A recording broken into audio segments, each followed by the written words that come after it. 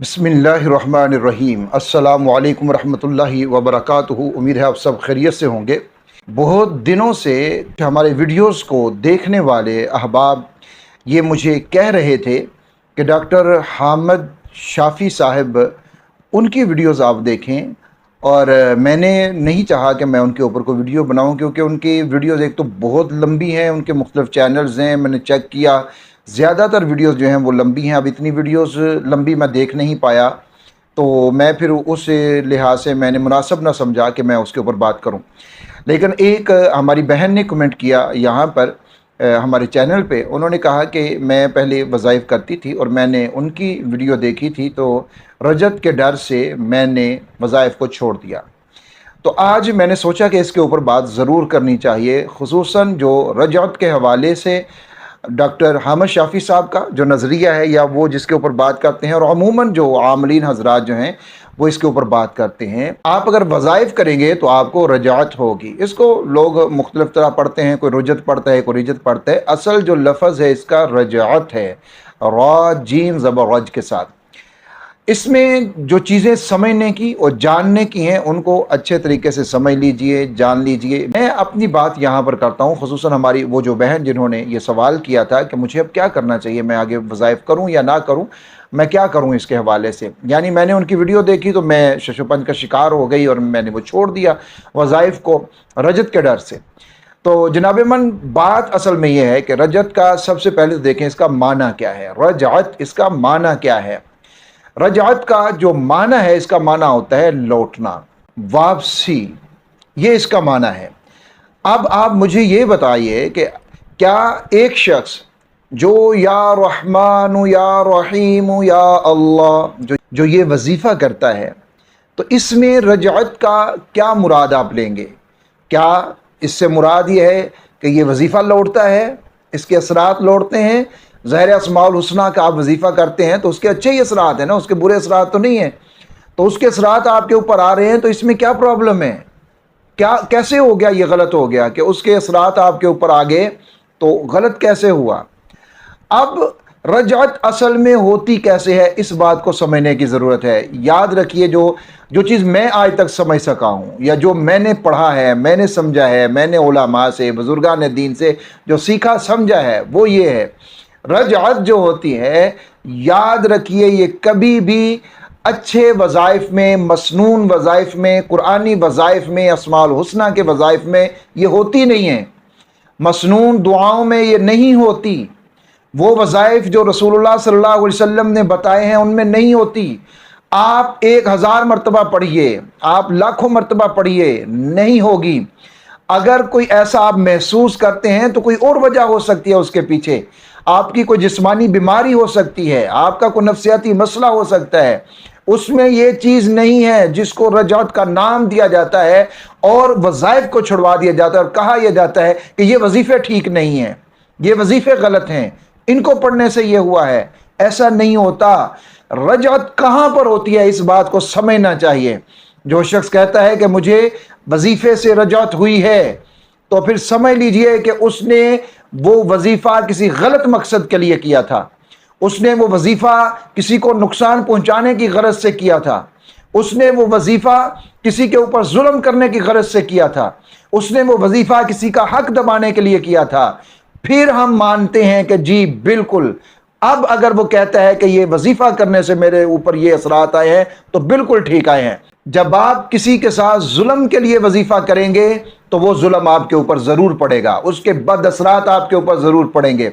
लेकिन अस्माउल हुस्ना, कुरानी आयात, कुरानी सूरतें, मसनून दुआएं, इनकी किसी तरह की कोई ऐसी रजात नहीं है जिसको आमतौर के ऊपर रजत लोग कहते हैं कि ये वजीफ़ा करने से मेरे ऊपर ये बुरे असरात पड़े। ऐसा नहीं होता। इनके असरात तो है ही अच्छे।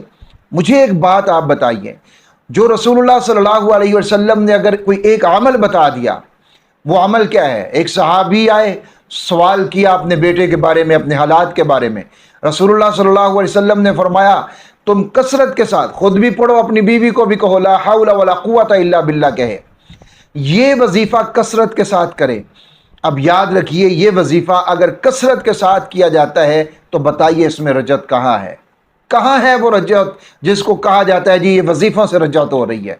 ऐसा नहीं होता। वो जो रजत आती है या जो आप समझते हैं कि ये कोई बुरे असरात पड़ रहे हैं, ये हमारे खुद के गलत अमाल होते हैं जिनके असरात हमारे ऊपर आते हैं, ना कि कुरानी आयात के कोई गलत असरात हैं, ना अस्माउल हुस्ना के कोई गलत असरात हैं, ना मसनून दुआओं के कोई गलत असरात हैं।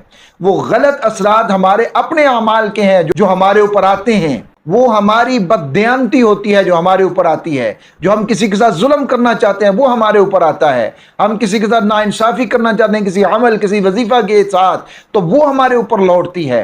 तो ये सारे मामलात वहां पर होंगे जहां कोई गलत इरादे से, गलत नीयत से, नापाक इरादे से किसी के साथ जुल्म करने, नाइंसाफ़ी करने, बददयांती करने के लिए कोई वजीफा करता है, तो उसके ऊपर ऐसे असरात आते हैं। याद रखिए, आप रिज़्क के लिए वजीफा करें, सेहत के लिए वजीफा करें, किसी भी अच्छे काम हलाल जायज़ मकसद के लिए कोई भी वजीफा करें जो कुरान से है, सुन्नत से है, अस्माउल हुस्ना से है, बुजुर्गान दीन में, औलिया अल्लाह ने जो भी ऐसा वजीफा आपको मालूम होता है, अगर आप करते हैं उसमें कोई किसी तरह के कोई भी ऐसे असरात आपके ऊपर नहीं आएंगे। और फिर यह भी कहा जाता है कि जी इन वज़ाइफ की वजह से बंदिशें पड़ जाती हैं। अपने वज़ाइफ अपने ऊपर गलत असरात कर रहे होते हैं। खुदा का नाम मानिए, ऐसा कहाँ है? किसने ये कहा कि आप कुरान की आयत पढ़ेंगे आपके ऊपर बुरे असरात और आपके साथ बंदिश का मामला हो जाएगा? ये किसने कहा है? आप मसनून वज़ाइफ करें आपके साथ बंदिश वाला मामला हो जाए, आपके ऊपर बुरे असरात पड़ेंगे, ये किसने कह दिया? किसने बताया? ये रज्जत आई कहाँ से है? कहाँ से आई है ये? एक तरफ दावा ये होता है नहीं जी देखें कुरान से और हदीस से हर बात है, तो फिर ये भी तो बताइए कि ये कहाँ से आ गया है? तो इसलिए जो वज़ाइफ कुरानी आयात के हैं, कुरानी सूरतों के हैं, अस्माउल हुस्ना के हैं, मसनून दुआओं के हैं, इनको आप जिस तरह मर्जी पढ़िए, जितना मर्जी पढ़िए, खुला पढ़िए, किसी तरह की कोई भी रजत आपके ऊपर नहीं आएगी। अगर आती है तो वो इनकी वजह से नहीं है, बददयांती, बदनीयती, बदआमाली की वजह से वो आएगी। अपनी नीयत ठीक नहीं तो फिर ऐसा हो सकता है आपके साथ हो जाए, अपने अमाल ठीक नहीं फिर हो सकता है कि आपके ऊपर बुरे असरात आ जाए, लेकिन इनकी वजह से नहीं आएंगे। इसलिए मैं उस बहन को भी कहूँगा कि आप परेशान ना हो। जो वज़ाइफ आप समझती हैं कि इस वजीफे की मुझे ज़रूरत है, और उसको मुस्तकिल करें, एक वक़्त दें वजीफे को।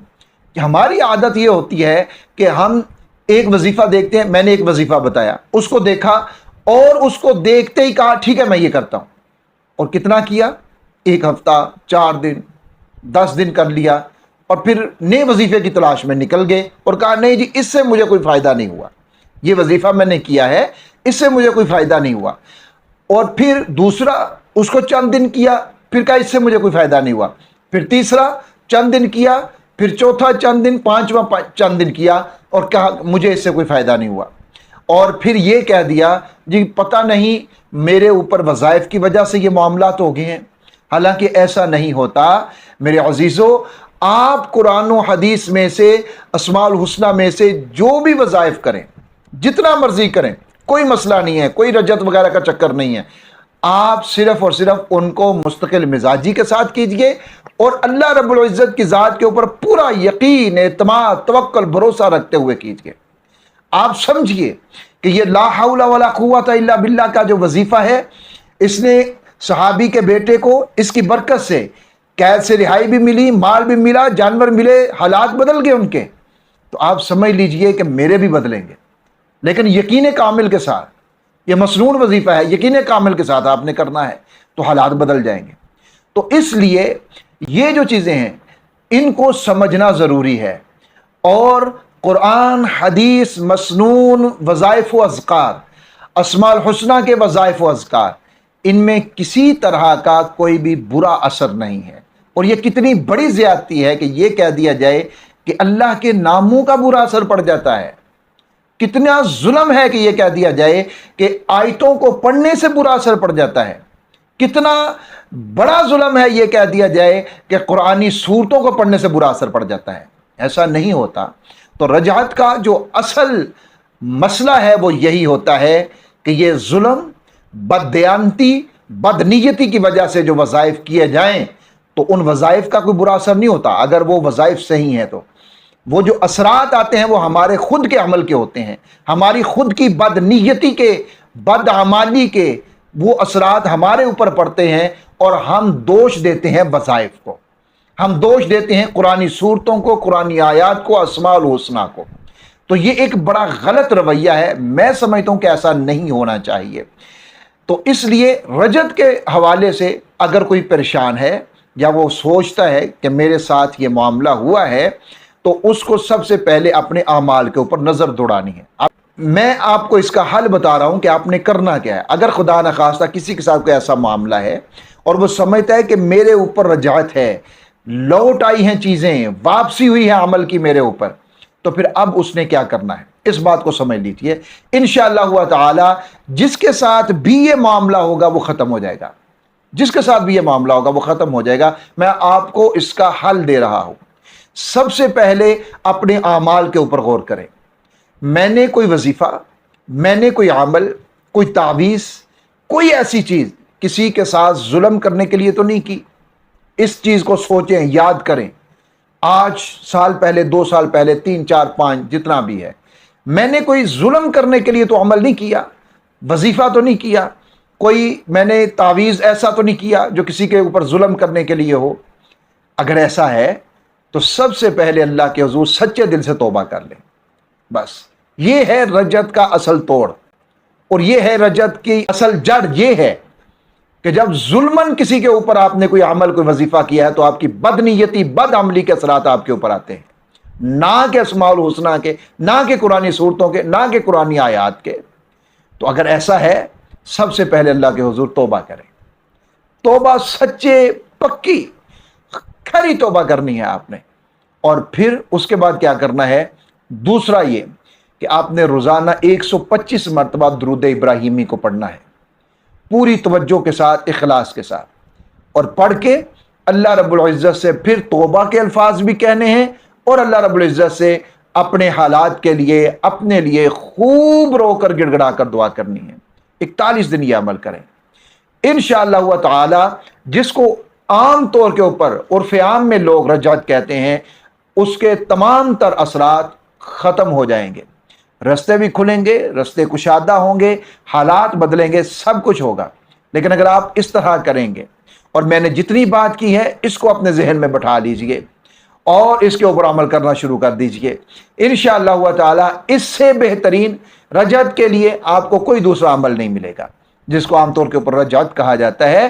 اس کے توڑ کے لیے، اس کو ختم کرنے کے لیے، یہ اس سے بہتر آپ کو طریقہ کار نہیں ملے گا جو میں نے آپ کو بتا دیا ہے۔